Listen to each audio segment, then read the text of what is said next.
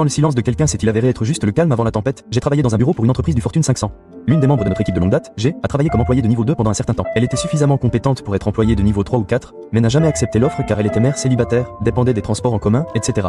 P et G, initialement au même niveau, étaient toutes de bonnes jusqu'à ce que P découvre que G gagnait davantage grâce à des primes et augmentations régulières. Une erreur de G suivie. Notre cliente a fait une erreur. Elle a utilisé l'ancien protocole de facturation alors qu'elle venait de changer. Ce n'était pas une situation grave, mais P s'est adressé aux employés de niveau 4 et à la haute direction et a suggéré que G soit licencié. Ils sont tous allés voir les RH qui ont dit que même s'il n'y avait aucune raison valable de la licencier, ils pouvaient la transférer dans une équipe plus merdique qui garantirait en gros son échec. G a compris ce qui se passait et a obtenu un autre emploi. Nous allions être en congé pendant 4 jours pour Noël. Et G a démissionné jeudi en laissant un message vocal après les heures de bureau. G savait que le message ne serait pas reçu avant lundi matin. Elle a donc envoyé un email à tout le bâtiment. L'heure d'envoi était fixée à 23h59, la veille de Noël. L'email expliquait comment P avait une liaison avec son beau-frère pendant que son mari était en mission. Comment un cadre supérieur avait accepté ce poste parce qu'il avait été licencié pour détournement de fonds et avait perdu sa licence d'expert comptable. Et comment l'un de nos employés masculins de niveau 3 avait demandé une mutation parce que notre chef de service marié le harcelait sexuellement. Nous sommes arrivés à 8h au RH et il est arrivé à 9h. C'était un véritable désastre lundi matin. Pas mal de personnes ont démissionné ce jour-là. Et dire que tout cela aurait pu être évité.